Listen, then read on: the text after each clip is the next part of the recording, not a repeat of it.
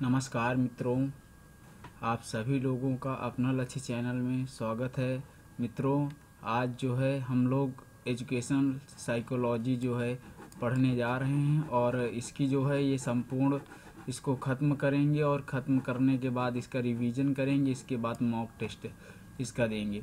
मित्रों, ये जो देख रहे हैं आप, ये रीट जो है रीट का विज्ञापन भी जारी हो चुका है और आप सभी जानते हैं कि इसमें जो रीट में साइकोलॉजी आएगी वो कितनी महत्वपूर्ण साइकोलॉजी आ रही है और इसमें कोई घबराने की बात नहीं है।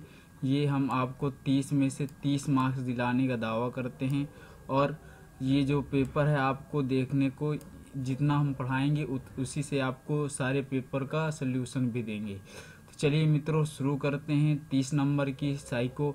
और आप सभी लोग धैर्य बनाए रखना है और जो इसमें देख रहे हैं आप लोग, इसको क्या करना है, अगर आपको खुद की नोट्स बनाना है, फ़िलहाल ये जो नोट्स हैं हम अपने टेलीग्राम चैनल पे दे देंगे ये नोट्स।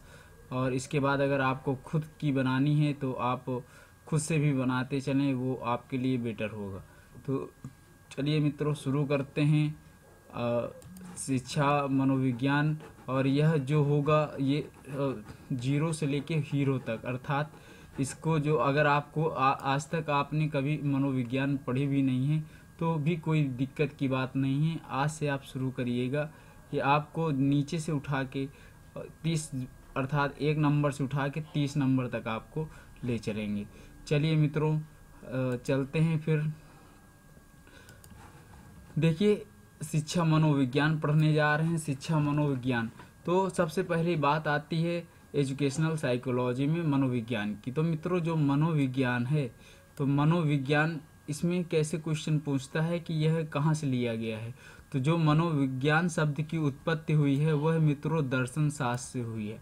सबसे मेन पॉइंट हमें याद रखना है कि मनोविज्ञान की उत्पत्ति दर्शन शास्त्र की एक शाखा के रूप में माना जाता है या उत्पत्ति हुई है। इसके बाद मनोविज्ञान को स्वतंत्र विषय बनाने के लिए इसे परिभाषित करना प्रारंभ किया गया। अब क्या किया गया कि जो मनोविज्ञान शब्द था यह दर्शन शास्त्र से लिया गया और इसका जब इंग्लिश कन्वर्जन देखा गया साइकोलॉजी, तो जो मेन चीज़ साइकोलॉजी है, तो ये साइकोलॉजी की सर्वप्रथम जो ये संज्ञान में आया, ये कह सकते हैं कि साइकोलॉजी की जो उत्पत्ति की थी वो गैरेट के अनुसार। तो गैरेट के अनुसार गैरेट ने सबसे पहले साइकोलॉजी शब्द का उत्पत्ति देखी और इसमें से क्वेश्चन ये पूछता है कि जो साइकोलॉजी शब्द है यह किस भाषा से लिया गया है, ग्रीक या लैटिन। तो देखो, एक चीज़ तो ये है कि लैटिन भाषा या ग्रीक भाषा, कभी कभी एग्जाम पे में आपको क्या करना है, सबसे पहले ग्रीक भाषा को प्राथमिकता आपको देना है। ग्रीक भाषा का जो प्राथमिकता आपको देना है, इसके बाद अगर आपको ऑप्शन में दोनों ग्रीक और लैटिन दोनों भाषा मिलती हैं तो आप ग्रीक को ही टिक करेंगे। इसके बाद देखा जाए तो भाषा के 2 शब्दों, अब जो ये साइकोलॉजी है, अगर आप इसको समझ पाए कि नहीं, सबसे पहले हम ये बोल रहे हैं कि जो इसमें क्या है, साइकोलॉजी की उत्पत्ति ग्रीक भाषा से हुई है, रियल पूछा जाए। लेकिन अगर कभी कभी ऐसा करता है ग्रीक ना दे के ऑप्शन में लैटिन भाषा दे देता है, तो लैटिन भाषा को आपको सिलेक्ट करना है।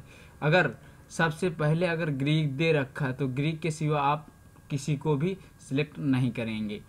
चलिए अब देखो, बात करते हैं साइकोलॉजी की। तो जो साइकोलॉजी शब्द है तो ये 2 अर्थों को मिलाकर बना हुआ है, साइके तथा लॉगस। साइके तथा लॉगस, और ये मित्रों साइके का जो अर्थ होता है वो होता है आत्मा। साइके का अर्थ होता है मित्रों आत्मा और लॉगस का अर्थ होता है अध्ययन करना। लॉगस का अर्थ क्या होता है, अध्ययन करना, और साइके का अर्थ है आत्मा। तो इसको जब मिला के पढ़ेंगे तो क्या होगा, आत्मा का अध्ययन करना। क्या होगा, आत्मा का अध्ययन करना। तो साइकोलॉजी अर्थात मनोविज्ञान का जो अर्थ है वह क्या है, आत्मा का अध्ययन करना। तो ये चीज़ें, ये बात आप लोगों ने सीख ली कि आत्मा का अध्ययन करना, ठीक है। अब इसके बाद हम लोग देखते हैं नेक्स्ट क्या हुआ। तो सर्वप्रथम संज्ञान में ये आया कि जो मनोविज्ञान है, तो मनोविज्ञान क्या है, तो आत्मा का अध्ययन करना ही मनोविज्ञान कहलाया। तो मित्रों, आत्मा का ही अध्ययन करना क्या कहलाया,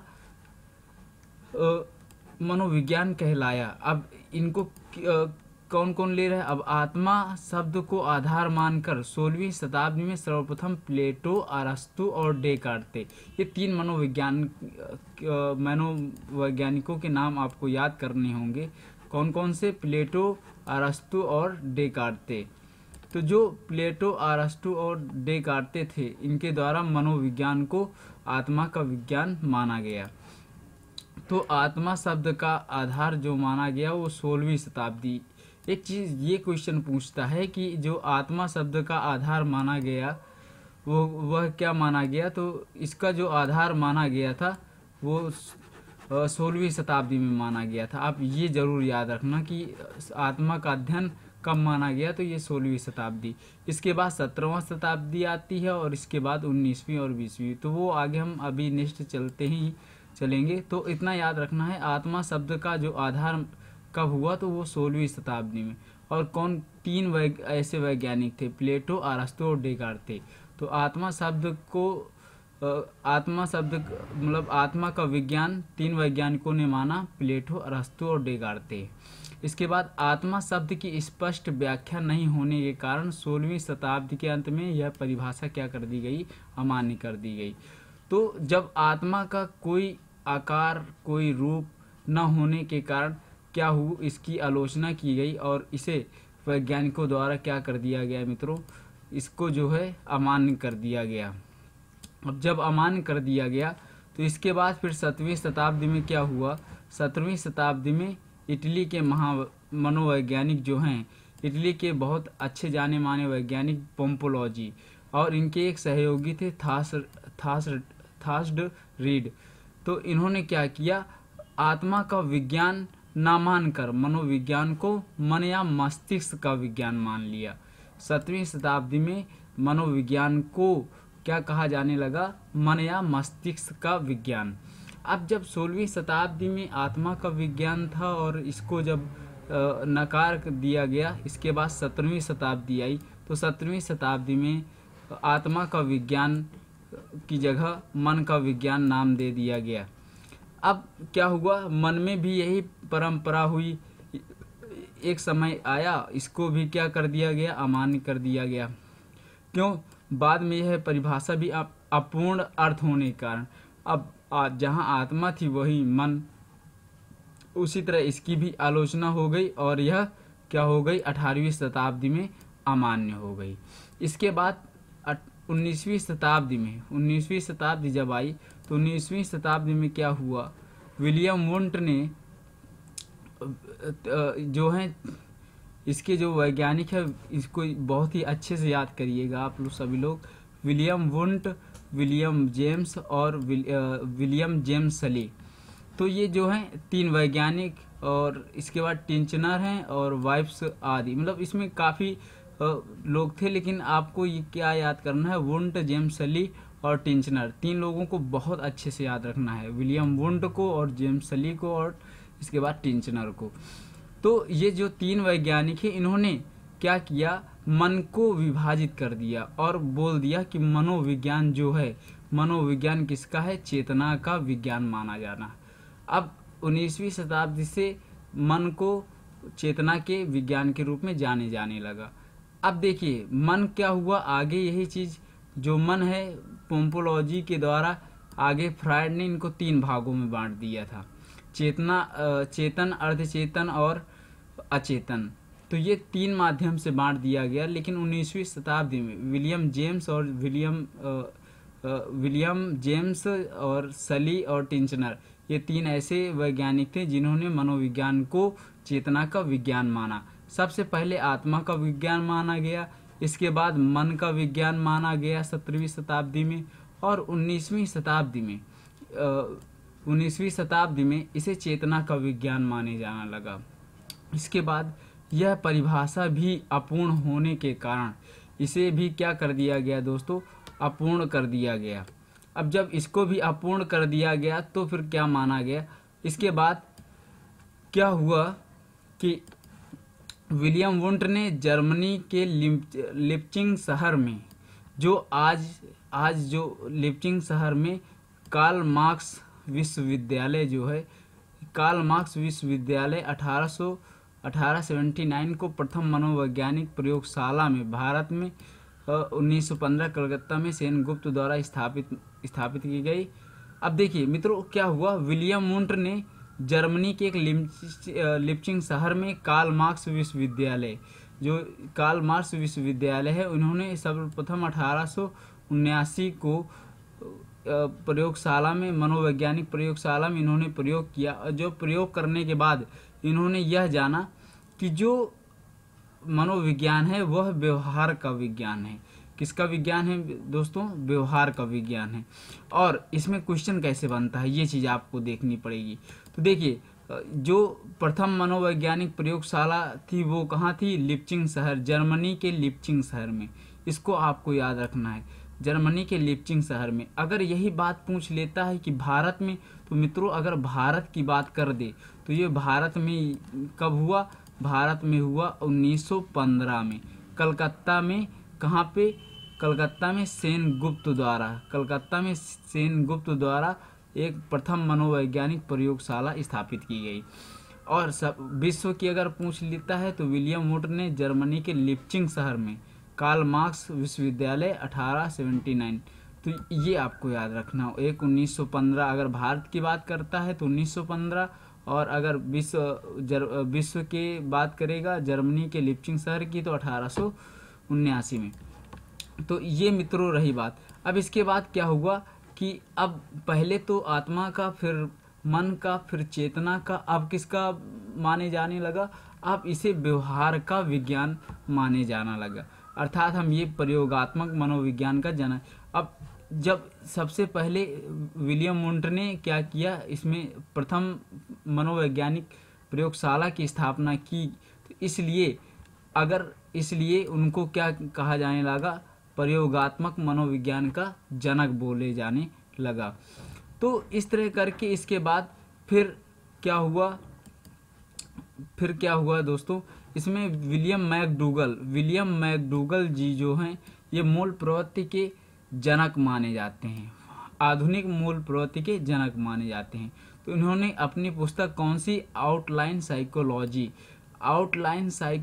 साइकोलॉजी में चेतना शब्द की इन्होंने निंदा की थी। ये पॉइंट बहुत रीट में पूछा जाने वाला क्वेश्चन है मित्रों, आप इसे बहुत ही अच्छे से इस पॉइंट को मेंशन कर लीजिएगा कि विलियम मैकडूगल ने अपनी पुस्तक, उनकी पुस्तक जो आउटलाइन साइकोलॉजी है, तो उसमें से चेतना शब्द की इन्होंने निंदा की थी। इसके बाद क्या हुआ?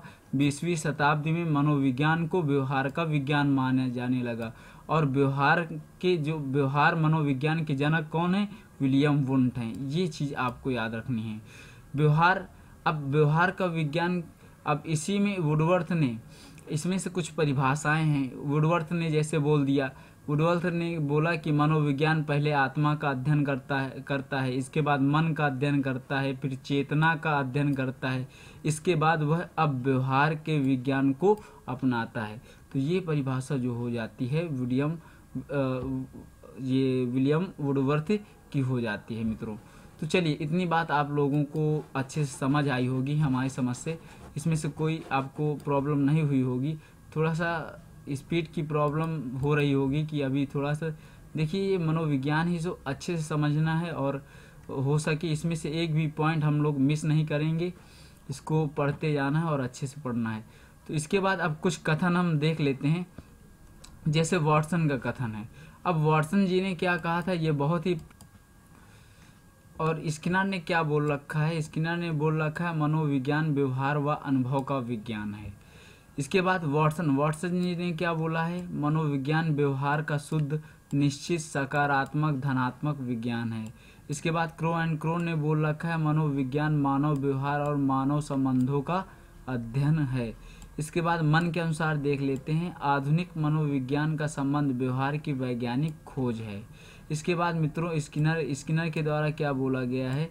शिक्षा मनोविज्ञान अध्यापकों की तैयारी की आधारशिला है। तो जो इसमें से इम्पोर्टेंट है मित्रों वो क्रो की है, और इसके बाद मन के अनुसार और वाटसन। इसमें से तीन लोगों को आपको ये रटना ही रटना है।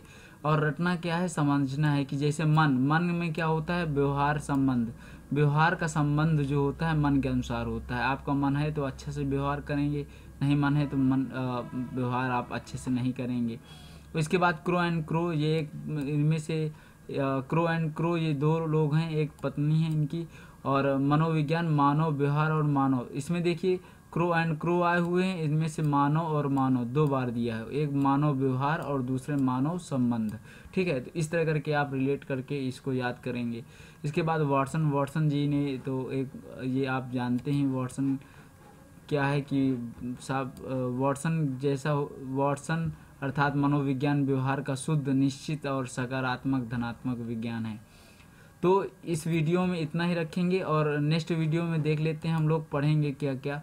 तो मित्रों जो अगला जो होगा मनोविज्ञान की शाखाएं, ये जो है बहुत मोस्ट इम्पॉर्टेंट हैं, ये बहुत रीट में पूछी जाती हैं। मनोविज्ञान की मुख्य शाखाएं इनमें से क्या होता है, ये जो 14 दे रखी हैं क्या कहते हैं शाखाएं, तो इनको क्या करना है, इनमें से कोई 4 दे देगा आपको, 1 2 3 दे देगा। इसके बाद सामान्य, असमान, तुलनात्मक और इसमें क्या एक जोड़ देगा धनात्मक मनोविज्ञान। तो इनमें से कौन सी एक मनोविज्ञान की शाखा नहीं है, तो वो आपकी धनात्मक मनोविज्ञान की शाखा नहीं होगी। सामान्य मनोविज्ञान, असमान मनोविज्ञान, तुलनात्मक मनोविज्ञान। इसके बाद